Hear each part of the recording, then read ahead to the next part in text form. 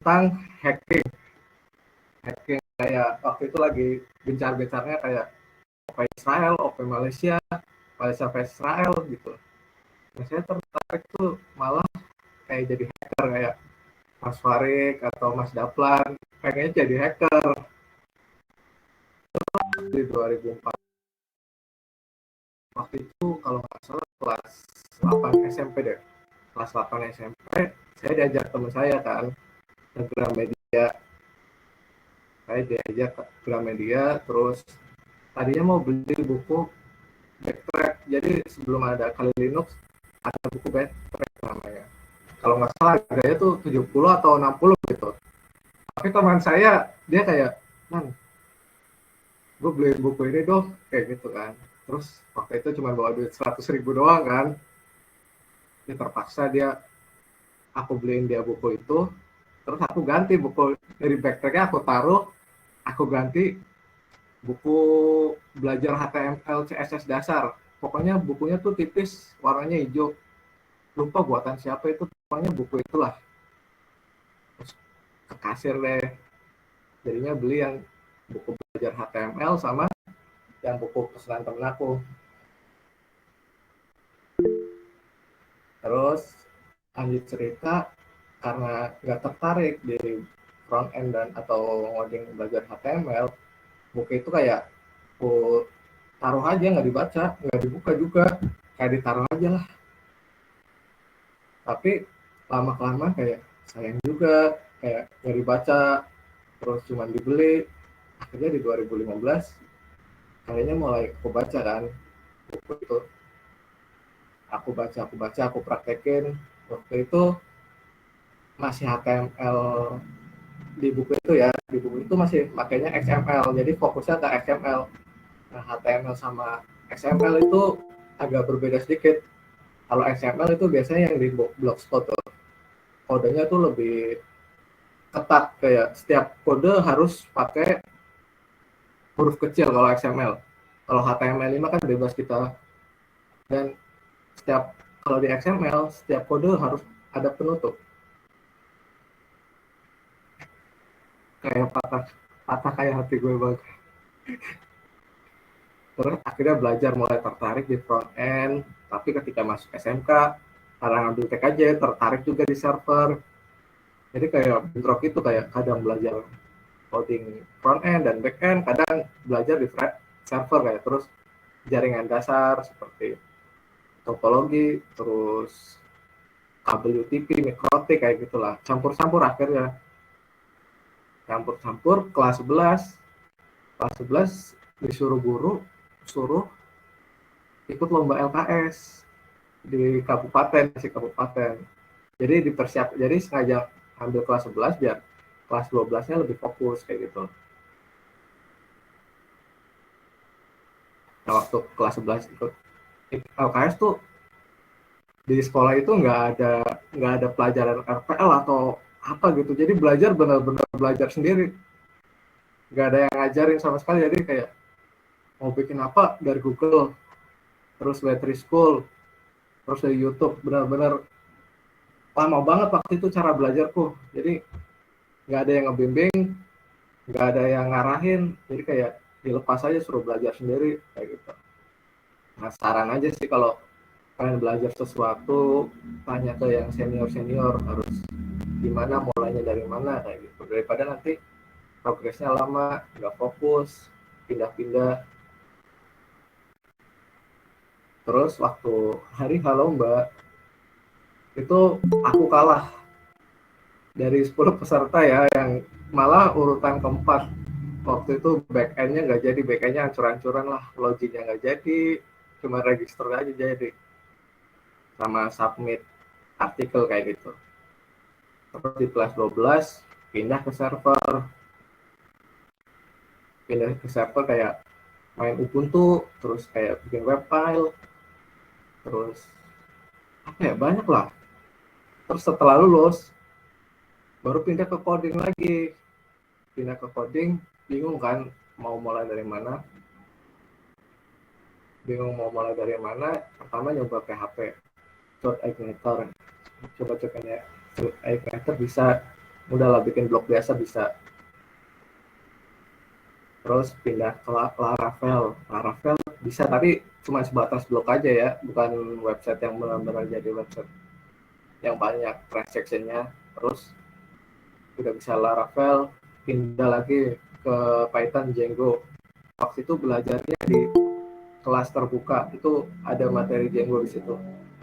Tapi itu belum APA ya, masih kayak Laravel biasa. Terus pindah lagi, sekarang belajar front end, dalamin front end terus suatu ketika kayak pengen bikin project gitu, project kasir. Jadi kayak project kasir kayak di Indomaret gitu, pakainya PHP native, PHP Bootstrap sama jQuery lah. Terus jadi kayak ketika diklik nanti kayak langsung transaksi, kayak keluar nota kayak gitu. Ketika aku jual ya, gak ada yang beli anjir. Sedih banget, rasanya kayak mau nyerah aja kali ya, pindah ke yang lain. Sedih banget. Terus abis itu kayak berpikir kan, ini kurangnya di mana, oh gak ada yang beli. Terus mau upgrade jadi apa tuh, jadi yang versi kedua tampilannya biru, tadinya tampilannya pink, terus diubah jadi tampilannya biru. Upgrade ke post, ku tawarin ke grup-grup lah, terus ku tawarin di Lazada, OLX, terus Bukalapak. Ada yang ngechat tapi nggak ada yang beli. Nggak ada yang beli lagi, serius nggak ada yang beli lagi. Malah kan ku share juga password sama username buat uji coba. Malah kadang item-itemnya tuh dihapus-hapusin, kayak terus ada yang iseng upload gambar yang enggak. Terus habis itu ya udahlah, emang kayaknya nggak apa-apa, lupain. Habis itu lupain, nggak aku terusin project itu yang. Nah setelah itu aku coba, aku kan ada Udemy gitu, ada akun Udemy, terus coba belajar Vue kan. Nah waktu belajar Vue, di akhir artikel itu ada postingan yang nge-sharing kata-kata yang benar-benar ngerubah pikiran aku sih. Kayak kadang kan kita ketika ngoding atau ngasilin karya awal kita selalu kayak malu, masih cukup banget, malu ntar takut dibully. Tapi semenjak habis dari artikel itu, habis tutorial itu, kayak gue tuh harus berani kayak gitu. Kayak kata-katanya tuh, post a lot, don't feel bad about your code. Itu yang misalnya aku sharing kode aku ke Facebook itu, di kata-kata terakhir itu selalu aku tulis itu, soalnya itu yang benar-benar ngerubah aku tentang karya aku. Terus banyak hal lah. Terus habis itu kan udah ada beberapa aplikasi yang aku bikin tapi nggak terjual tuh. Terus tanpa sengaja waktu 2000 berapa gitu, di grup Facebook, nama grupnya kerja online apa gitu, temen aku namanya Iqbal Akaba tuh. Iqbal Akaba nge-post sesuatu di grup itu, kayak nyari front end kayak gitu kan. Terus aku komen,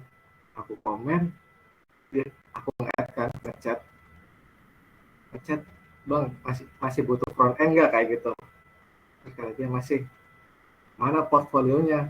Terus aku kirimin portfolio yang aplikasi pos itu, point of sale itu yang kasir, aku kirimin. Terus kata dia, berapa kalau untuk pack ini, berapa kira-kira bayarannya. Terus lah, abang bukanya berapa kayak gitu kan, waktu itu bukanya segitu lah. Terus naikin lagi bang, terus akhirnya dinaikin kan, deal. Itu project pertama aku yang benar-benar deal sampai dibayar. Soalnya ada project yang nggak dibayar. Terus deal kan. Nah waktu itu suruh bikin website kayak e-commerce gitu, pakai Bootstrap. Aku bikin kan pakai Bootstrap, di share link Figma-nya. Itu waktu ngerjain tuh, kata Iqbal, aku ngerjainnya cepet banget kan, cepat. Terus walaupun telat gara-gara sakit waktu itu, tiba-tiba sakit tipes atau apa gitu, jadinya telat sehari, tapi kata dia itu tuh udah termasuk cepat. Akhirnya dikasih bonus, nih nggak apa-apa, segini aja kayak gitu kan.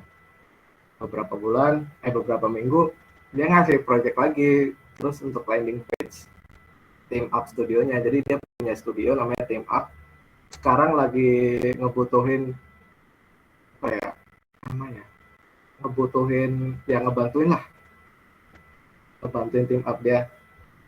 Terus aku kerjain sehari doang kalau nggak salah waktu itu. Terus karena sering sering muncul di grup, akhirnya kadang banyak yang nge-DM kayak gitu, mas ada project ini mau ngerjain nggak kayak gitu, mas ada project ini mau ngerjain nggak kayak gitu.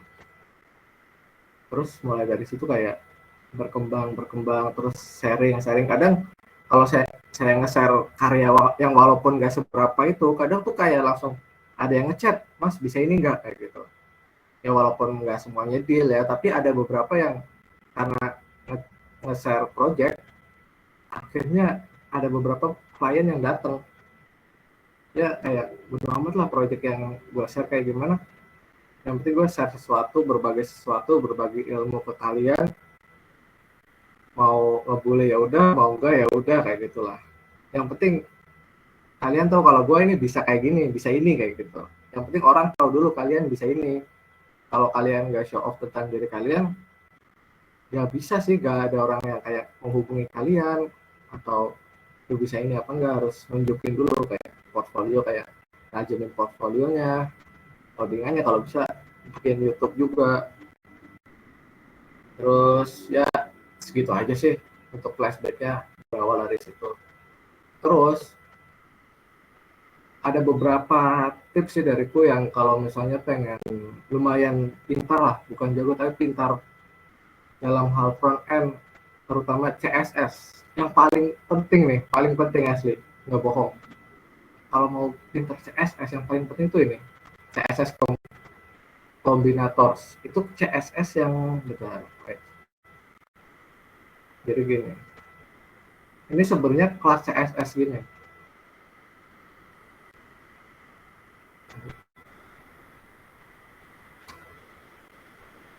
Jadi codingnya nanti aja ya. Misalnya ada kelas ya, kelas.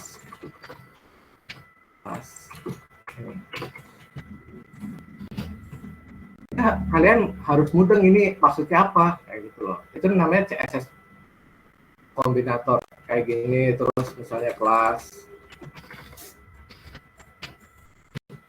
kayak gini, terus kayak gini kalau salah. Ini maksudnya tuh harus mudeng loh, kayak kelas, setelah itu H1 misalnya kayak gini. Oh,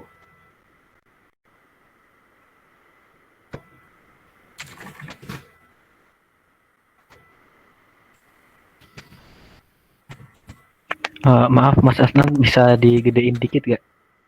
Kurang kelihatan. oh iya, iya. Siap.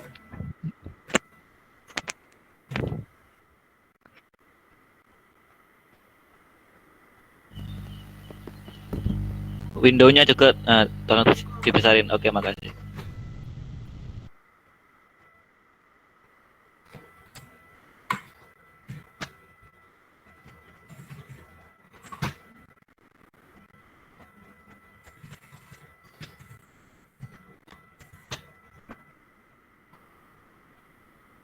Nah ini kan kayak tadi, kalau kita kelas kayak gini, bentar.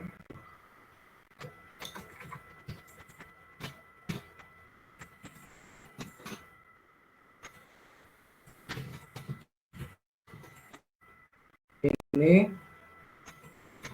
dengan alfanya gedein lagi.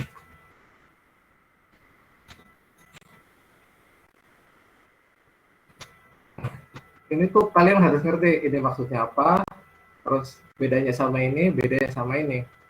Nah kalau misalnya ini kelas terus H1, berarti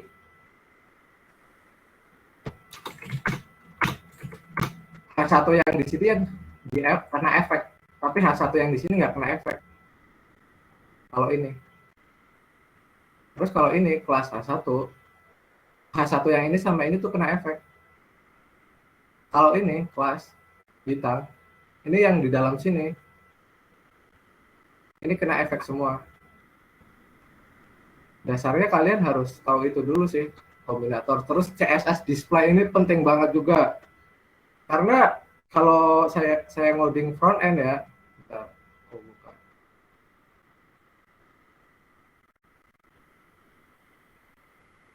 Ketika saya ngoding front end, yang kan front end website kayak gini misalnya. Nah, ketika website kayak gini, display itu yang mengatur tentang tata letaknya loh, kayak gini. Paham benar-benar dari display. Display terus position. Kalau position ini penting juga. Kalau position misalnya kayak gimana ya? Bentar, aku cari di komponen.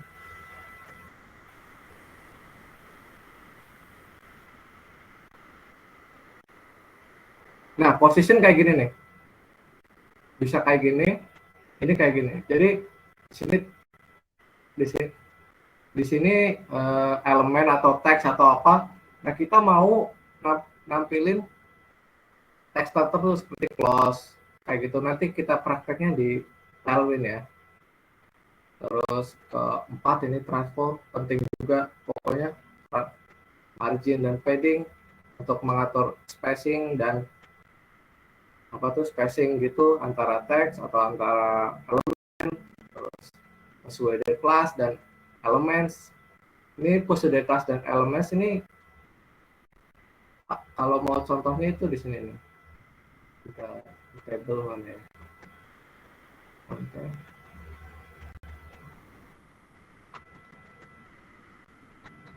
Nah, ini nih. Nah, ini pakai ini sesuai dari kelas. Jadi kayak untuk kelas pertama itu warnanya backgroundnya putih. Untuk kelas kedua warna backgroundnya apa abu-abu. Jadi itu otomatis. Jadi untuk bilangan ganjil dan bilangan genap otomatis dibuat dari sananya. Kalau pakai metode kelas. Terus CSS font ini yang buat penting juga. Oke, kita mulai ngoding sedikit-sedikit ya di Bootstrap-nya. Sebenarnya di Bootstrap itu keuntungan pertamanya tuh banyak banget tutorial yang tersedia. Banyak template, mudah digunakan.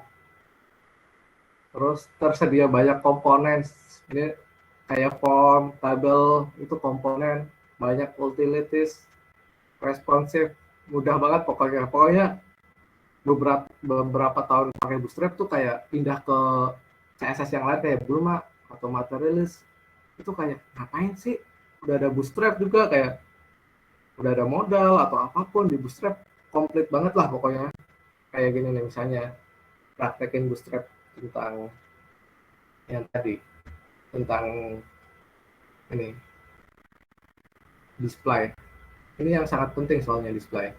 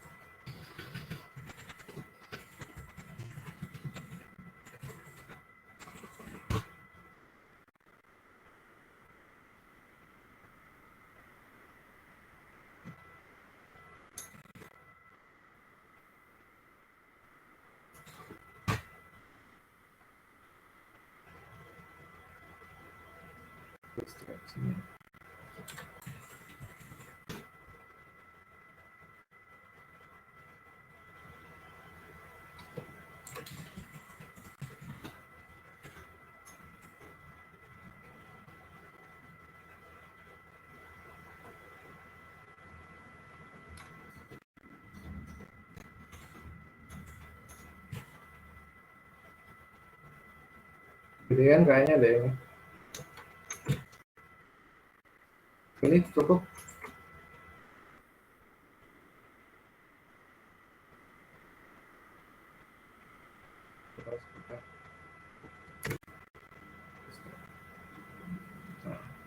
Ini tampilan awal Bootstrap. Ini benar-benar apa framework CSS yang emang paling bagus sih buat pemula dan benar-benar keren, pengembangnya juga banyak. Nah, yang ku maksud display itu kayak gini, misal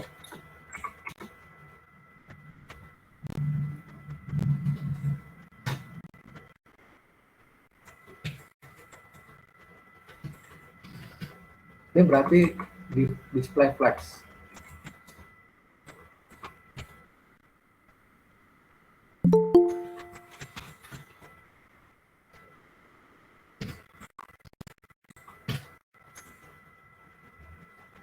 Nah, display flex jadi kayak gini nih.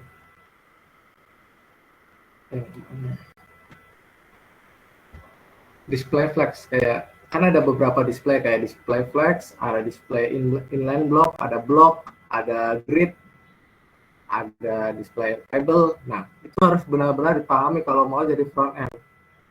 Karena itu yang mengatur cara elemen-elemen kita mau dari atas ke bawah atau dari ke samping kayak gitu. Kadang kita bingung kok div ini di sini ke samping, kok di elemen lain tiba-tiba ke bawah. Kayak misalnya gini.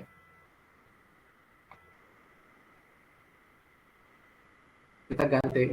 Ini kelas yang udah dibuat Bootstrap ya di blog.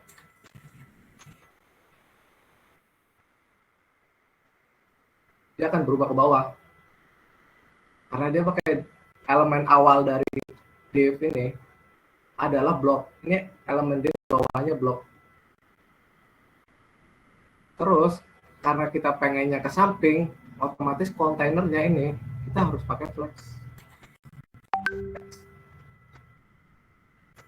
Terus kita kasih ini aja lagi kayak tadi aja gila.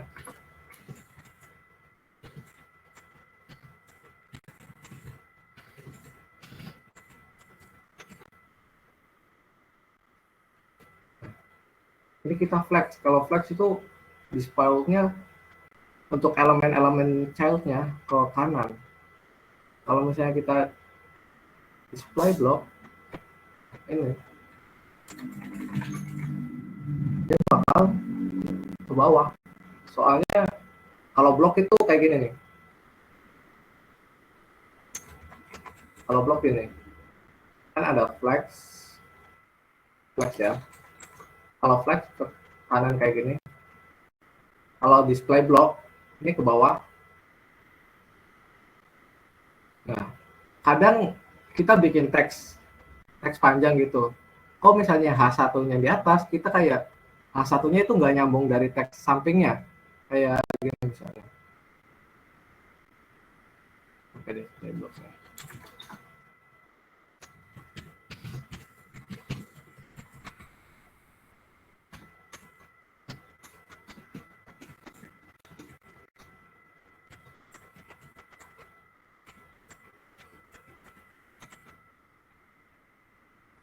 Nah, ini padahal kita berharap kayak harusnya ini tuh ke samping, nggak ke bawah. Ini karena display dari H1, elemen H1 ini punya default display block dan P ini punya default display block juga. Misalnya P-nya di sini. Di dalam P kita bikin strong.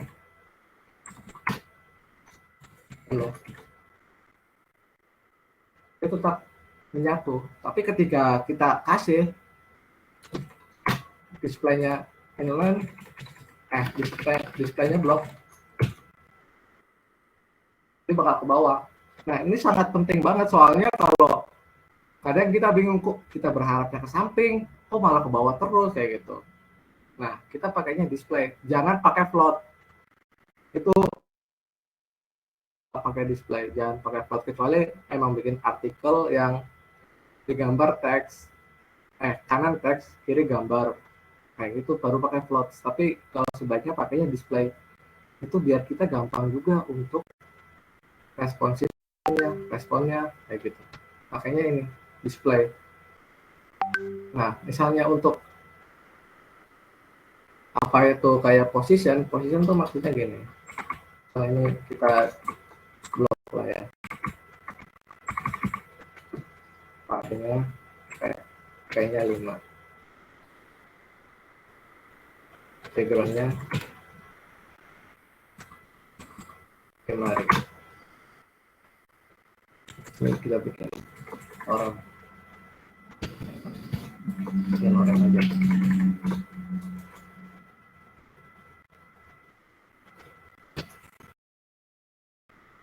Nah, kita bikin kayak gini. Nah, kita pengen ada teks, ada icon close di sini, atau di sini, atau di sini, atau di sini, atau di sini. Nah, caranya kita pakai yang namanya position. Ini pakai setelah kita belajar display, kita pakai position biar nempatin kayak icon atau apa, biar nggak tobrukan dengan elemen yang seharusnya di situ. Kayak gini contoh pakai position. Nah, kalau pakai position absolut, kita harus di atasnya ini dikasih position relatif. Terus di sini kita kayak kasih button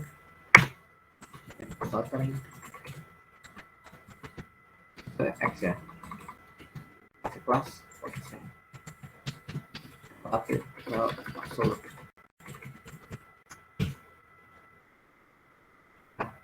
Di sini kita kan nggak pengennya ini benar-benar di tengah. Kalau ini malah ke bawah gara-gara ada ini kayaknya nggak jalan. Kayak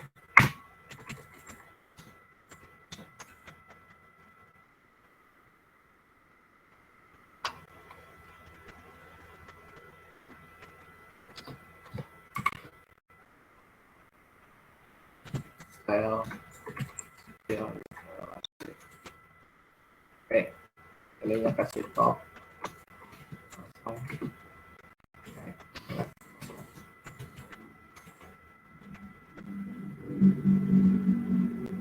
Nah, dia bakal ke sini dan dia nggak mau pengaruhi elemen ini. Misalnya kita ubah kayak topnya jadi 50%, left-nya 50%, tambahin transform tadi yang tadi di bawahnya position translate X yang 50 ini di tengah-tengah. Nah, ini ketubrukan lah. Ini yang pentingnya position ini. Kayak kita pengen naruh kotakan X tuh di mana, kayak biasanya kan di kanan, berarti kita kasih aja di sini kayak 5%, ini ganti right.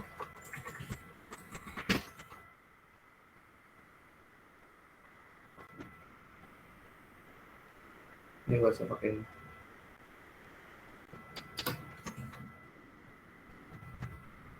Nah, dia di sini 5%, ini 5% dari keseluruhan panjangnya.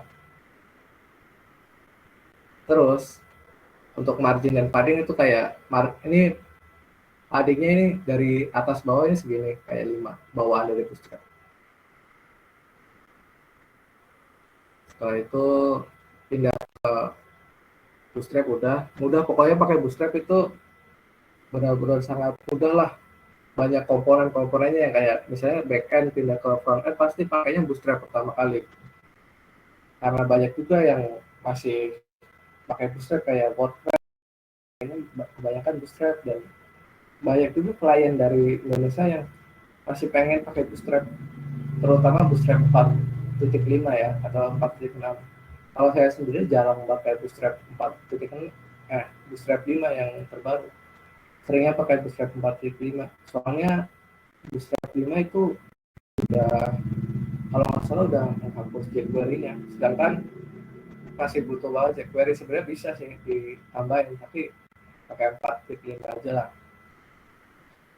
Nah, terus kita pindah ke Tailwind.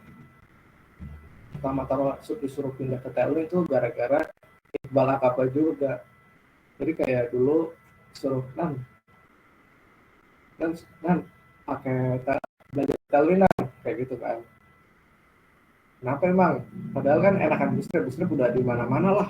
Tailwind juga waktu itu bukan baru sih, tadi lagi naik daun. Kata dia belajar aja, suruh pakai Tailwind. Terus aku buka kayak YouTube-nya punya Pak Sinta, terus buka Google, terus nyobain Tailwind kan awalnya.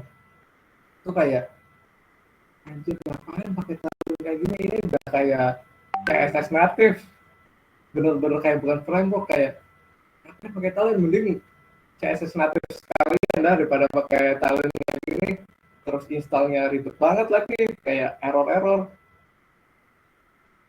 Tutorial Tailwind yang lengkap di mana ya Bang? Kalau tutorial lengkap sih nggak tahu sih Bang, cuman gue biasanya di ini di official langsungnya. Yang paling sulit itu sebenarnya waktu installnya sih, install sama menghapus CSS pada akhirnya. Jadi kan Tailwind itu konsepnya kayak gini, konsep Tailwind yang saya pahami kayak gini.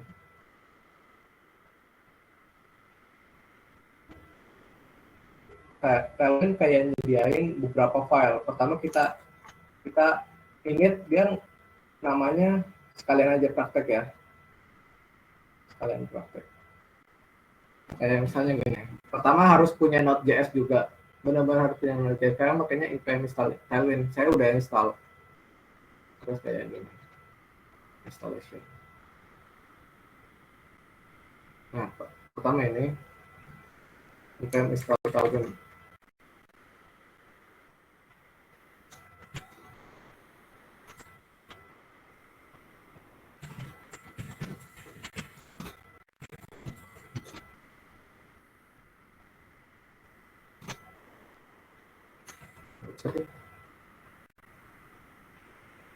Langsung ini deh. Saya udah install langsung npx Tailwind init. Pertama bikin konfigurasinya dulu.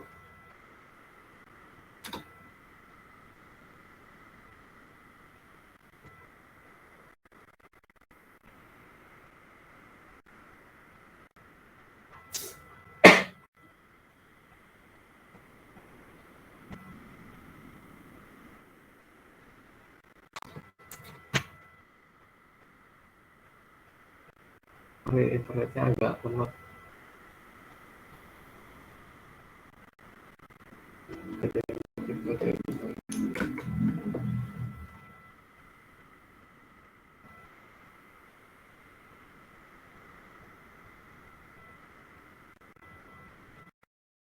Nah, Tailwind tuh nge-create ini, ngebuat satu file namanya Tailwind config.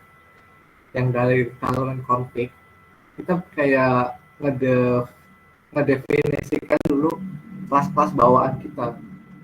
Jadi kan Tailwind punya banyak kelas yang udah dibikin. Nah, nanti kalau kita definisikan di Tailwind config, kita masukkan kelas-kelas kita ke kelas-kelasnya Tailwind. Kayak gini misalnya. Kita coba install dulu ya. Ini cara install ya. Nah, terus kita bikin juga namanya files.css. Ada 3 file penting kalau install Tailwind. Copy aja di sini. Udah.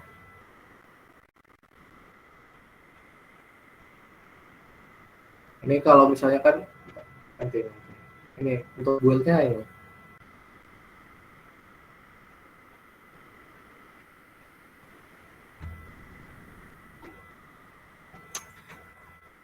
Nah, ini.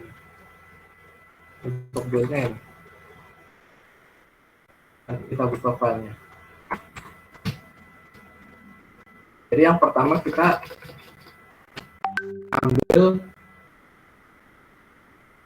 config dari config ini, terus si sistemnya ngecek di sini di style ininya ada bawaan style lagi nggak?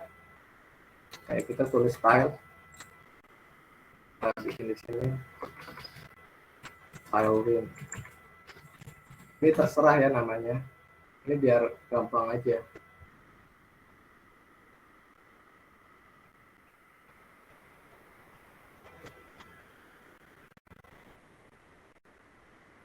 Sorry ini gara-gara kemarin pakai view, jadi harus downgrade Tailwindnya. Jadi gini.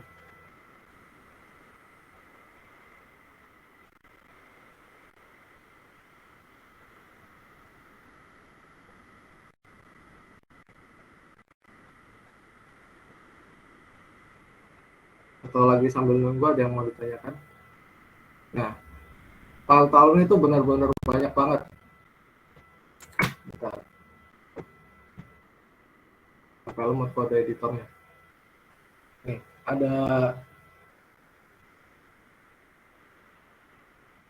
ada 180.000 kode di satu file Talun yang kita buat.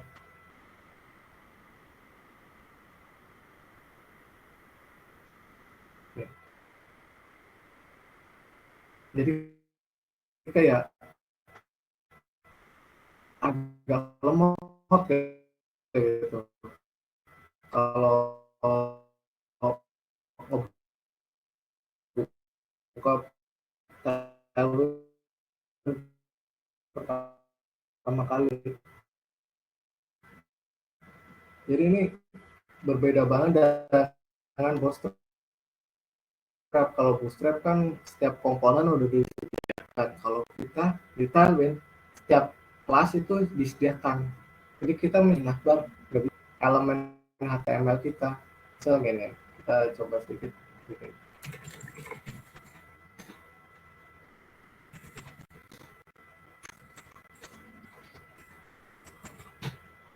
Kayak kita panggil ini cuma Tailwind CSS-nya aja. Kalau untuk file Tailwind config dan style CSS itu buat konfigurasi awal aja, kayak kita mau masukin kayak color atau border atau padding tambahan atau enggak. Jadi kalau basicnya kayak gini misalnya.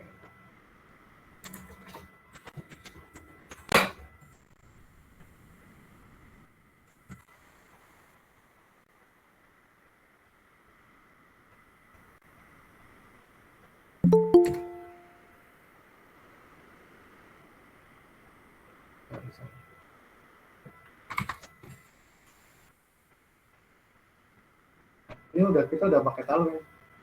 Jadi Talun itu nggak kayak Bootstrap, dia kayak kelasnya tuh dipotong-potong, benar-benar potong. Jadi kayak teksnya, bordernya, kita benar-benar nggak bisa bikin header kayak Bootstrap. Misal kita bikin di Bootstrap kayak dia nyediain header kayak gini. Buttons lah, buttons. Untuk contohnya buttons. Kalau buttons kayak gini. Kalau di Bootstrap tinggal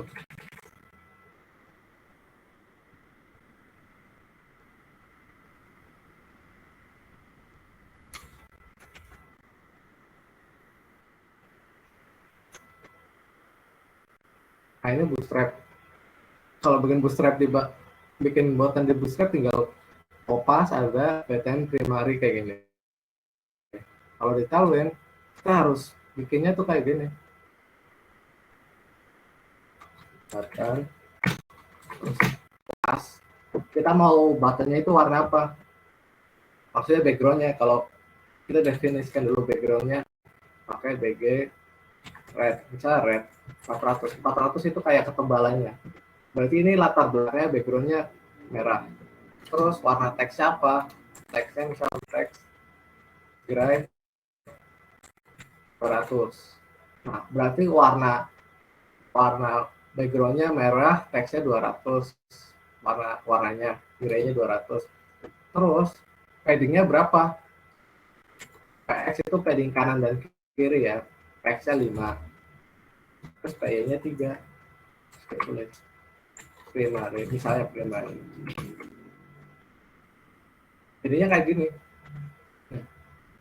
Kalau Tailwind kayak gini, jadi kita buatnya per kelas. Jadi kita punya elemen button, terus mau buatannya kayak gimana, kita bikinnya definisikan satu persatu. Backgroundnya red, teksnya putih, padding kanan kiri 5, padding atas bawah 3. Kalau Tailwind gini. Terus kalau bikin header, nah baru gini ya. Kalau di Bootstrap gampang banget, tinggal kita kopas kayak gini.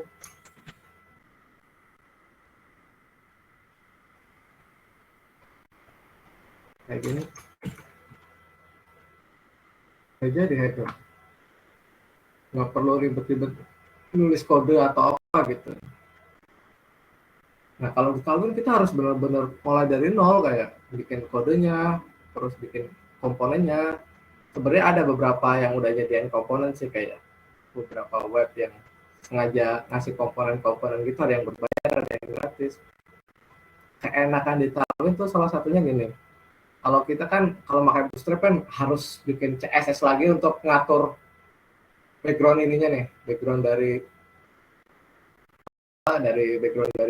navbarnya, kayak teksnya berapa, ukuran fontnya apa, terus ketika di hover kayak gimana, kita harus mendefinisikan CSS lagi tambahan, kayak kita buat di sini CSS tambahan di sini, kayak injek CSS panggil sini kayak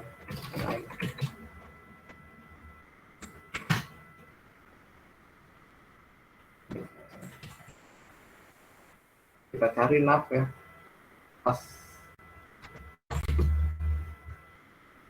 terus misalnya kita mau ubah ini navbar ya, color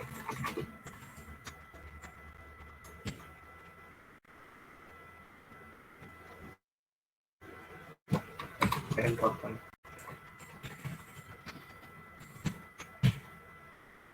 ambil.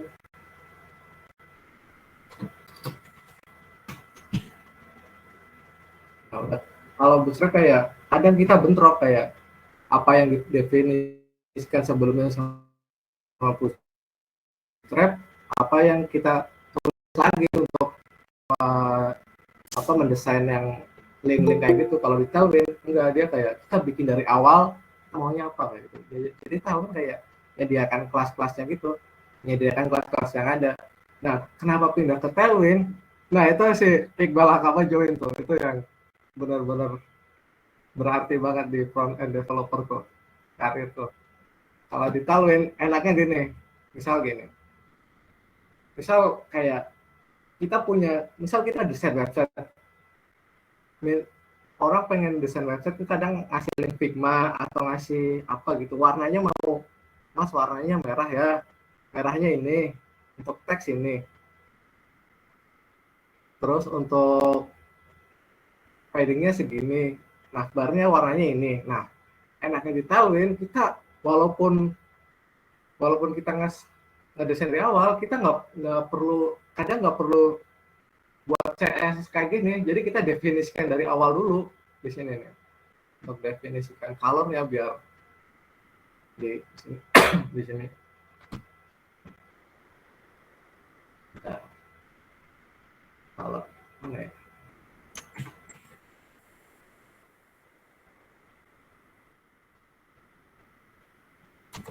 color. Ini teks-teks yang ada di Tailwind, display Tailwind, teks couple, city-nya, kayak kita udah dikasih beberapa kelas kayak gitu. Nanti itu bentar, aku buka dulu di kartu, soalnya agak lupa juga.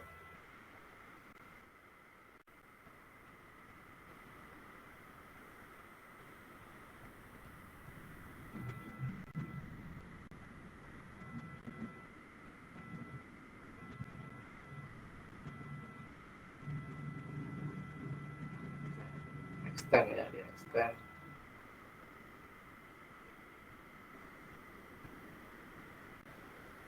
Nah, di extend nih, di Tailwind config bagian extend kita tambahin kayak gini, color. Nah, maksudnya apa ini? Jadi ketika kita nambahin ini, color ini, pengaturan color ini, nanti warna-warna ini bisa dipasang di background, bisa dipasang di teks, bisa dipasang di mana lah ya. Ya pokoknya kita di border kayak gini. Misal gini, kita tambahin. Nah, setelah nambah, kita jangan lupa untuk ngeran lagi. Kita buat build ulang npx Tailwind ini.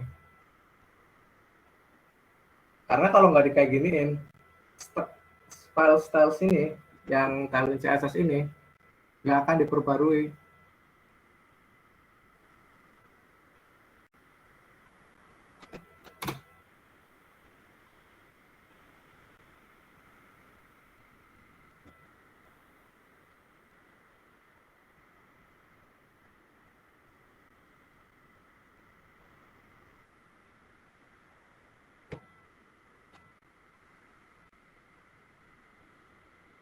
koneksinya lemot. Kalau ada yang tanyain langsung aja. Lagi nunggu juga ini. Oh, udah ada. Color ya. Kita coba colornya. Udah, kita tinggal begini masukin colornya di sini. Text. Di sini.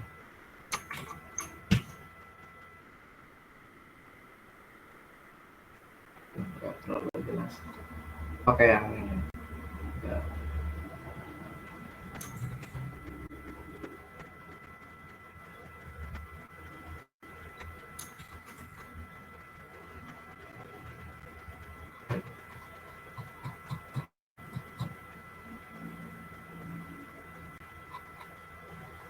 Ya, udah tunggu.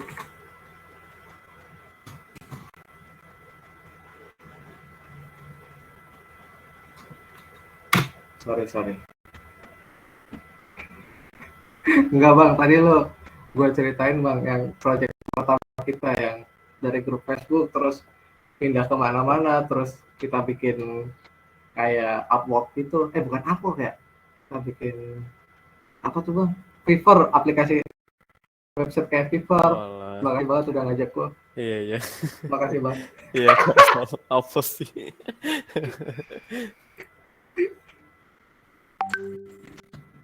Jadi waktu itu di project beberapa sama Mas Iqbal tuh diajakin ngebikin website tuh kayak Fiverr gitu, tapi khusus untuk Indonesia. Nah waktu di nge-build-nya tuh pakai Tailwind. Iya, keren. Kan berarti bang.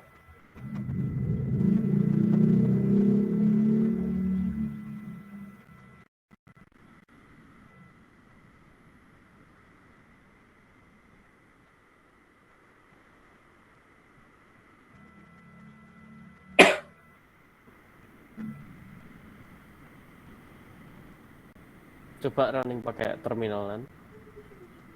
Ya.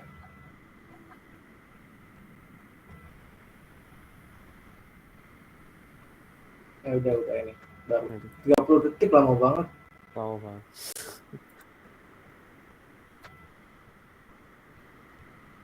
Gila emang. Terus kita coba teks ini ya.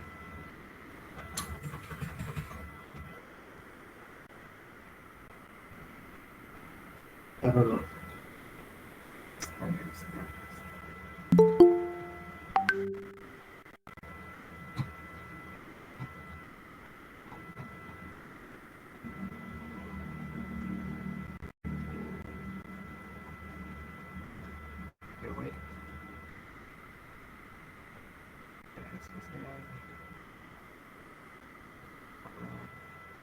BB-nya.